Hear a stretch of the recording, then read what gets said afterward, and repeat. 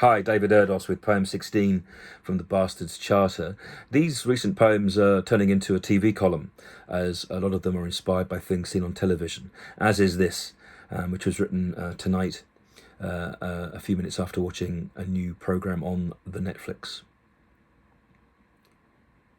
Wear your heart on your KYIV. Zelensky on Letterman. Wait, did Richard Dimbleby get to Stalin? It was a different Russia then, whose illusion until the end of World War II seemed benign. But now Putin still preens as Ukrainians tremble, as do the neighbouring Polish as sirens penetrate the fucked times. War has become a habit, he says, in this interview beneath Kyiv's main station. As trains pass and rumble, the mumble of translation occurs. As the god-bearded Letterman sits on low, and a select audience each bear witness to the fighting and resistant spirit which still has time to exhibit light across darkness, as reality itself seems to blur. I suppose we live in an age where PR itself becomes bandage.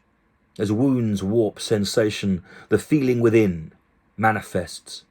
Zelensky has made fiction fact as the still unseen servant of the people, conjectured.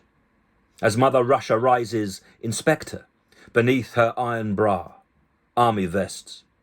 And here in the audience too, in the strangest TV show on the planet, but no different perhaps to Culloden, Peter Watkins' groundbreaking first film, in which that Scottish battle was made as a TV news item, which is what the still sacred David's attempting as he simulates peace in war's kiln.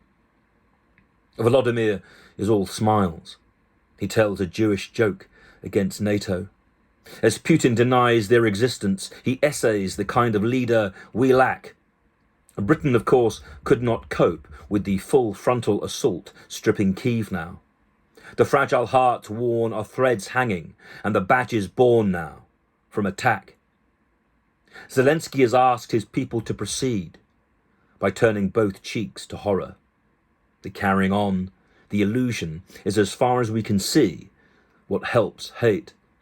As Zelensky describes his routine, from rising at 5:30, roughly the same time for filming, before conducting military meetings or managing the enforced fight back, then the state. It is surreal to see chat as children are turned into chattel. At one point, the former farmer and CEO of the railways states that he and his president are not friends. He does this with a smile, which is either resolute or more knowing than this Western programme can successfully show. Does hope end? Can you have a good day in the middle of a war? God Dave asks him. Zelensky smiles sweetly, but does not address the main point. Nor does he comply when asked if his TV show led to power. His assent was very different to Havel's, who because of his pen was imprisoned before his presidency came like the dream found in joints. Zelensky fears a loss of support as war fatigue affects watchers. We are all TV shows to each other, with or without fearsome news. Putin has stolen childhoods this year. Zelensky's 9-year-old son can name weapons. A pretty Instagrammer's fingernails shudder as she types her own bomb blast views. Letterman delivers support through still unbelievable beard into earpiece. But does the programme's very existence say something about how we have lost the right track? Harry and Meghan shows this. At least they do not have the support they imagined. But it is hoped that this interview-infused image inhabiting the same sphere rolls us back to an open window-like world, where screens are not shields, but pure portals, in which the one act of watching becomes a 3-act arc of respect, and where we can rouse, as Peter Watkins did, the right instincts with which to challenge and not just sit and stare, but reflect on what goes on in the world and just why it happens. They live without electricity, warmth or water, Could you now, as Christmas grows increasingly cold, numb neglect? Letterman follows up some weeks on. Zelensky has charge enough to zoom with him. What kind of world am I watching? And will it be nuked now by Vlad? Volodymyr denies this, describing Putin's long table. Protecting himself from infection is reason enough he's not mad. Zelensky predicts that Putin loves life. Perhaps we are all now in Kyiv. We just have the sound down on our war zone. But yesterday, as Sir Mick and Chris Jagger popped out for a London pint, there's no strife. Today, everything seems right with the world. And as far as I know, tonight also. But what will happen tomorrow? Will Ringo and Sir Paul be all right? We'll just have to look after them all.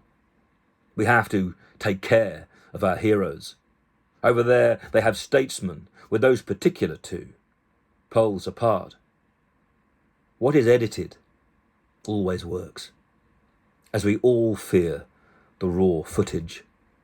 Roll down the sleeves then and cover not only the flesh that will shiver, but the wounds they'd make on you once they have come to crush unhoused hearts. David Letterman ruled late night, but now he becomes Father Christmas. In bequeathing his power, he seems to sparkle now across age. He dispenses concern. He cares for these troubled people. But when a program ends, or a poem, what do you do with the words you've heard? Or the page? David Erdos, the 17th of December, 2022.